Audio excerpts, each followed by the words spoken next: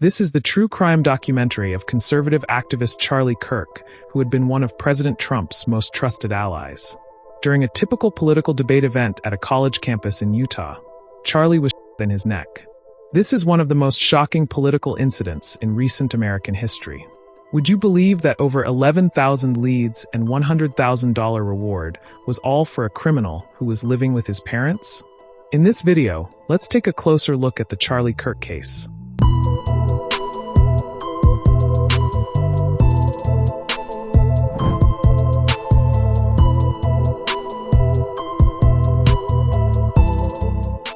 Welcome to True Crime with Grandpa.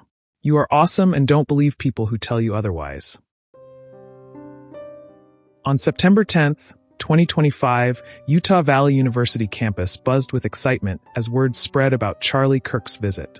Charlie was a 31-year-old conservative firebrand and co-founder of Turning Point USA. He was kicking off his American Comeback Tour across 15 college campuses nationwide. Charlie wasn't an average political activist. At just 18, he co-founded Turning Point USA, growing it into one of America's largest conservative youth movements. With over 5.5 million social media followers and a podcast reaching 500,000 listeners monthly, Kirk had become one of President Trump's most trusted allies. By noon, nearly 3,000 people packed the courtyard near a white tent emblazoned with "Prove Me Wrong," and the American Comeback set up at the base of a tiered outdoor amphitheater. Kirk himself wore a white shirt with "Freedom" in bold black letters, tossing red and white "Make America Great Again" caps into the crowd. Soon after that, confrontational back and forth started. This was Charlie's thing, and this was what made him famous nationwide. Around 12:20 p.m., a young man approached the microphone with a question that would become tragically ironic. "Do you know how many transgender Americans have been mass in the past decade?" he asked. Kirk responded, "Too many." The questioner mentioned 5, then asked about total mass over 10 years. Charlie's response was equally characteristic. "Are we counting gang or not?" At exactly 12:23 p.m., as Charlie discussed statistics, a single cracked across the courtyard. It was shot at Charlie in the neck from the Losi Center rooftop. Charlie instinctively reached for his neck as exploded, slumping forward in his chair. The crowd of 3,000 erupted into screams and panic.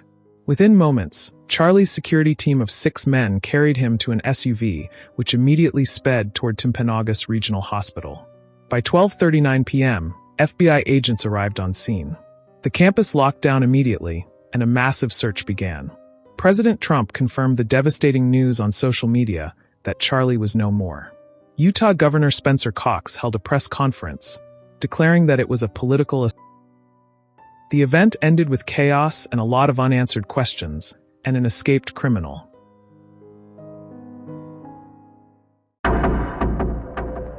The FBI's investigation into the incident began within minutes, but they were chasing a ghost.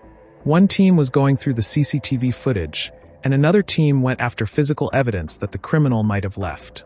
The criminal had executed what appeared to be a carefully thought-out plan, and then disappeared completely. The first major breakthrough came when investigators processed the rooftop crime scene on the Losi Center. He'd left behind crucial evidence.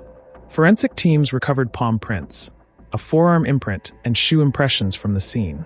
Following the criminal's escape route, investigators made their most significant discovery in the wooded area next to campus. Wrapped in a towel and hidden among trees was a bolt-action equipped with a scope. This was clearly the used on Charlie, but what investigators found next sent chills down their spines. And ammunition casings were covered with disturbing messages engraved by the criminal. One casing had the chilling inscription, "Hey fascist, catch," while another had lyrics from Bella Ciao, the famous Italian anti-fascist resistance song. There was even a crude message reading, "If you read this, you are," suggesting a disturbed mindset behind the crime. The evidence painted a picture of someone who'd spent considerable time to engrave his political message onto the ammunition itself.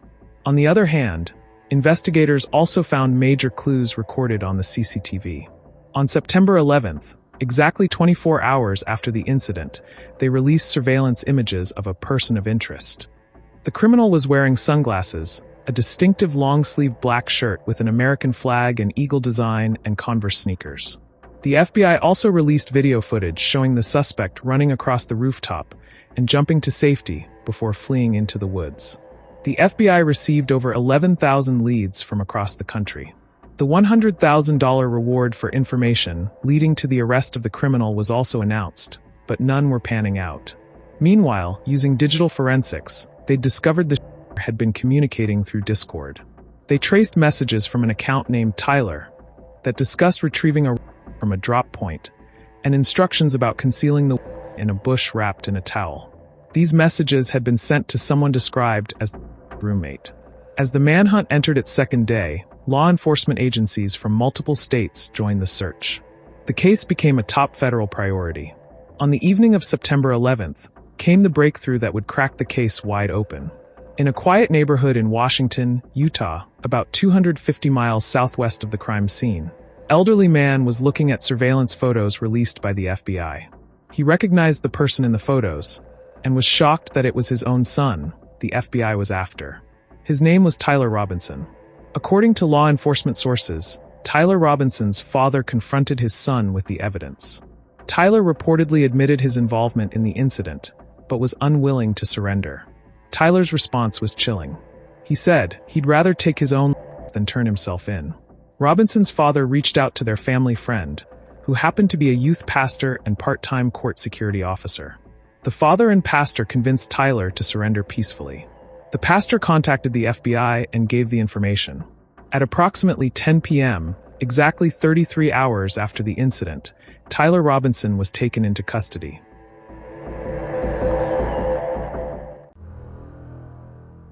Tyler Robinson was a 22-year-old electrical apprentice with no prior criminal record and was in custody, charged with the political assassination of one of America's most prominent conservative voices.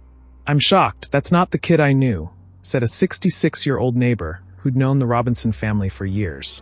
Tyler's first court appearance is expected to be on September 16, 2025.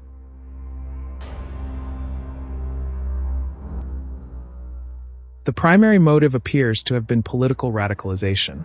Tyler viewed Charlie's conservative activism as hate speech and believed he was fighting fascism by targeting him. The inscriptions of anti-fascist messages clearly indicates a premeditated act driven by ideology.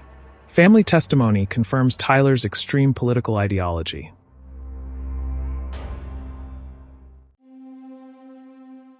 Tyler's own family noticed he was becoming more political and expressing concerning views, but nobody helped him, and now it is too late for help.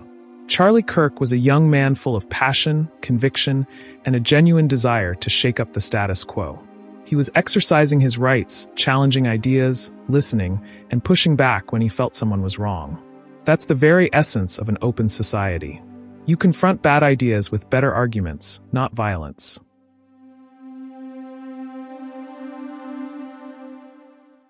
So what do you think about this case? If you were the victim, how would you try to get away? I'd love to read your thoughts in the comments. And if you enjoyed my storytelling, please give your grandpa a like and subscribe, and turn on notifications so you won't miss the next true crime case.